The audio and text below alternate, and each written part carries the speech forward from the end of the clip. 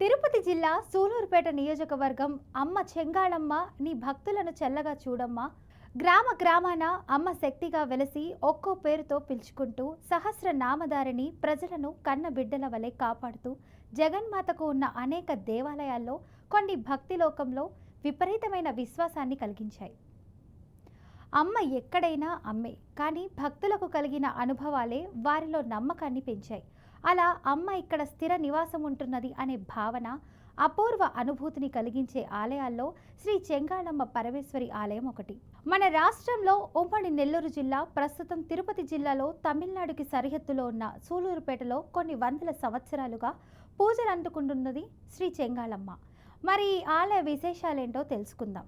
10వ దశాబ్ద కాలంలో ఈ గ్రామం పేరు శుభగిరి. ఒక గొల్లపల్లె. రోజు మాదిరిగానే పశువులను మేతకు తోలుకెళ్లారు. సాయంత్రం తిరిగి ఇళ్లకు చేరుకునే ముందు సమీపంలోని పవిత్ర కళంగి నదిలో ఈతకు దిగిన కొందరు నీటి ప్రవాహం వేగానికి సుడిలో చిక్కుకొని కొట్టుకుపోతూ ఒక శిలను పట్టుకొని ఆ ఆసరతో ఒడ్డుకు చేరుకున్నారు. నీటి ఉధృతి తగ్గిన తర్వాత చూస్తే అష్టభుజాలతో వివిధ ఆయుధాలు ధరించ పాదాల క్రింద దానవుని దునుముతున్న దేవి విగ్రహం పశువుల కాపరి చూసి గ్రామ పెద్దలకు విన్నవించగా గ్రామస్తులు వచ్చి అమ్మవారి విగ్రహం ఒడ్డుకు తీసుకువచ్చి ఒక రావి వృక్షం కింద తూర్పు ముఖంగా ఉంచారు. మరుసటి రోజు వచ్చి చూడగా అమ్మవారి విగ్రహం దక్షిణ ముఖముగా నిటారుగా నిలబడి మహిషాసురమర్ధిని స్వయంభుగా వెలసి ఉండటం చూసి గ్రామస్తులు ఆశ్చర్యంలో మునిగిపోయారు. అదే రోజు రాత్రి గ్రామ పెద్దలకు కలలో కనపడిన అమ్మవారు తాను అక్కడే ఉండదలిచానని చెప్పడంతో చిన్న ఆలయాన్ని నిర్మించారు. అసుర సంహారిణి అయిన శాంతిమూర్తిగా కొలువుదీరటం వల్ల తేన్కాశి అంటే దక్షిణ కాశీ అని పిలిచేవారు. 7 సంవత్సరాలకొకసారి జరిగే ఆలయ బ్రహ్మోత్సవాల సందర్భంగా కాలక్రమంలో అదే చెంగళిపేటగా పిలువబడి చివరికి ఆంగ్లేయుల పాలనలో సూలూరుపేటగా మారిందంటారు. ఊరి పేరు వెనుక మరో కారణం కూడా చెప్తారు. 7 సంవత్సరాలకొకసారి జరిగే ఆలయ బ్రహ్మోత్సవాల సందర్భంగా దేవాలయం వద్ద సుడిమాను తిప్పడం ఒక ఆచారంగా వస్తుంది. అదే సూలూరుపేటగా రూపాంతరం చెందినదని అంటారు. ఆలయ విశేషాలు: సువిశాల ప్రాంగణంలో ఆలయ సముదాయం నిర్మించబడి ఉంటుంది. తూర్పు వైపున స్వాగత ద్వారం, రాజగోపురం నిర్మించారు. ఉప ఆలయాలలో గణపతి, లింగరూప కైలాసనాథుడు, నాగదేవతలు కొలువుతీరి దర్శనమిస్తారు. నూతనంగా నిర్మించబడిన ప్రధాన ఆలయం ముఖ మండపంలో నవదుర్గా రూపాలను సుందరంగా మలచి నిలిపారు.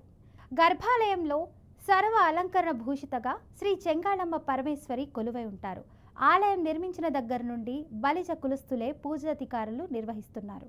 రోజంతా భక్తుల సందర్శనార్థం తెరచి ఉండే ఈ ఆలయానికి ఎలాంటి తలుపులు ఉండవు. చాలా సంవత్సరాల క్రిందట ఒక దొంగ ఆలయంలోనికి ప్రవేశించి భంగపడ్డాడట. అప్పుడు ఆలయ నిర్వాహకులు తలుపులు చేయించారట. కానీ అమ్మవారు స్వప్నంలో నాకు నా భక్తులకు మధ్య ఎలాంటి అడ్డు ఉండకూడదు అని తెలపడంతో వాటిని ప్రాంగణంలో ఒక చోట ఉంచారట. ఎండిపోయి చెక్కబడిన కలప నుండి ఆశ్చర్యకరంగా మొక్క మొలిచి పెద్ద వృక్షంగా ఎదిగింది. ఇది శ్రీ చెంగాళమ్మ మహత్యమా అన్నట్లుగా వృక్ష మూలంలో అమ్మవారి రూపం సాక్షాత్కరించడం ఒక విశేషంగా పేర్కొనవచ్చును. ఈ వృక్షం దగ్గర నాగలింగం, నవగ్రహ మండపం ఉంటాయి. సంతానాన్ని కోరుకునే దంపతులు ఈ పవిత్ర వృక్షానికి వస్త్రాలతో ఊయలలు కడతారు. నియమంగా ప్రదక్షిణలు చేస్తారు. ప్రతి నిత్యం నియమంగా ఎన్నో రకాల పూజలు, అర్చనలు, సేవలు శ్రీ చెంగాళమ్మ పరమేశ్వరికి జరుగుతాయి. ప్రతి పౌర్ణమికి అమ్మవారికి ప్రీతికరమైన నవకలశ అభిషేకం, మహాచండీ యాగం, అర్జిత సేవలుగా భక్తుల సౌకర్యార్థం నిర్వహిస్తున్నారు. వివాహము, ఉపనయం, పిల్లలకు తొలిసారి చెవులు కుట్టించడం, అక్షరాభ్యాసం లాంటివి జరుపుకోవడానికి దేవాలయంలో తగిన ఏర్పాట్లు ఉన్నాయి. విశాల మండపము, వసతి గదులు అందుబాటులో ధరలతో దేవస్థానం ఏర్పాట్లు చేసింది. గణపతి నవరాత్రులు, ఉగాది, మహాశివరాత్రి, నాగుల చవితి సందర్భాలలో భక్తులు వేలాదిగా పాల్గొంటారు. దసరా నవరాత్రులలో ఆలయ శోభ మరింతగా పెరుగుతుంది. మన రాష్ట్రం నుండే కాక తమిళనాడు నుండి కూడా భక్తులు తరలి వస్తారు. సూలూరుపేట శ్రీ చెంగాళమ్మ పరమేశ్వరికి 7 సంవత్సరాలకొకసారి మే, జూన్ నెలల మధ్య బ్రహ్మోత్సవాలు జరుపుతారు. 7 రోజుల పాటు జరిగే ఈ ఉత్సవాలు సుడిమాను ప్రతిష్ట, బలిహరణతో ప్రారంభమవుతాయి.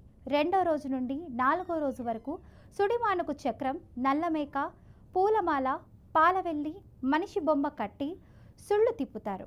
3వ రోజున మహిషాసురమర్ధన అంటే దున్నపోతు బొమ్మ తలను నరకడం జరుగుతుంది.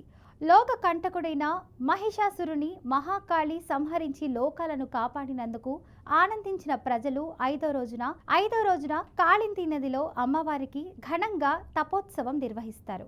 ఆఖరి రోజున పరమేశ్వరిని పుష్ప పల్లకిలో ఊరేగిస్తారు. ఈ 7 రోజులు అమ్మవారిని గ్రామంలో అశ్వ, సింహ, నంది ఇలా రోజుకో వాహనం మీద ఊరేగిస్తారు. మహిమగల తల్లిగా కోరిన వరాలను ప్రసాదించే పరమేశ్వరిగా కొలువు తీరిన శ్రీ చెంగాళమ్మ పరమేశ్వరి ఆలయం నెల్లూరు పట్టణానికి 100 కిలోమీటర్ల దూరంలో ఉన్న సూలూరుపేటలో ఉన్నది. చెన్నై వెళ్లే రైళ్లలో అధిక శాతం సూలూరుపేటలో ఆగుతాయి. నెల్లూరు, తిరుపతి పట్టణాల నుండి బస్సులు ఉన్నాయి. సూళ్లూరుపేటలో యాత్రికులకు కావలసిన అన్ని సౌకర్యాలు లభిస్తాయి. శ్రీహరికోట అంతరిక్ష కేంద్రం ఇక్కడే ఉన్నది. ప్రసిద్ధి చెందిన నేలపట్టు విదేశీ పక్షుల కేంద్రం, పులికాట్ సరస్సు ఇక్కడికి దగ్గరలోనే ఉన్నాయి. సూళ్లూరుపేటలో మరో అద్భుత పురాతన దర్శనీయ ఆలయం శ్రీ అలఖుమల్ల హరీస్ దేవాలయం. శ్రీకృష్ణ పరమాత్మ, సత్యభామ, జాంబవతి సమేతంగా కొలువైన ఒకే ఒక్క ఆలయం ఇది.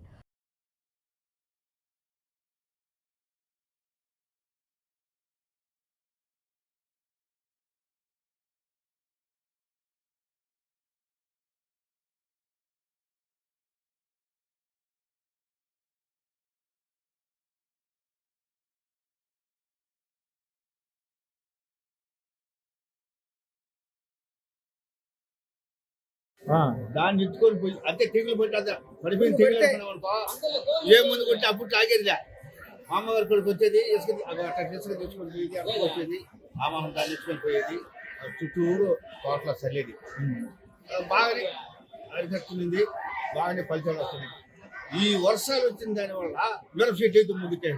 అది ముందు శనగేస్తాం. శనగ ఒక్క ఎకరాకి 30 నుంచి 80 బస్తాలు అవుతాయి. ఉంటాము తిరణాలు అప్పుడు వస్తాము పోతాము. సంవత్సరం చేస్తాం. நாங்கள் ரெடில்ஸ்லேருந்து வரோம். நாங்கள் வருஷம் இந்த கோயிலுக்கு வருவோம். வந்து ஆடு வெட்டிட்டு போவோம். இந்த வாட்டி கோயில் வந்து நல்லா புதுப்பிச்சு கட்டியிருக்காங்க, சூப்பராக இருக்குது. நாங்கள் 100 ரூபா தரிசனம் வந்தோம். எப்பவுமே வெளியே சாமி கும்பிடுவோம். இந்த வாட்டி அம்மன் கிட்ட வரைக்கும் போய் நல்லபடியாக சாமி கும்பிட்டு வந்தோம். நல்லபடியாக தரிசனம் ஆச்சு. எல்லாருமே வாங்க, நீங்கள் வேணுனது கண்டிப்பாக நடக்கும்.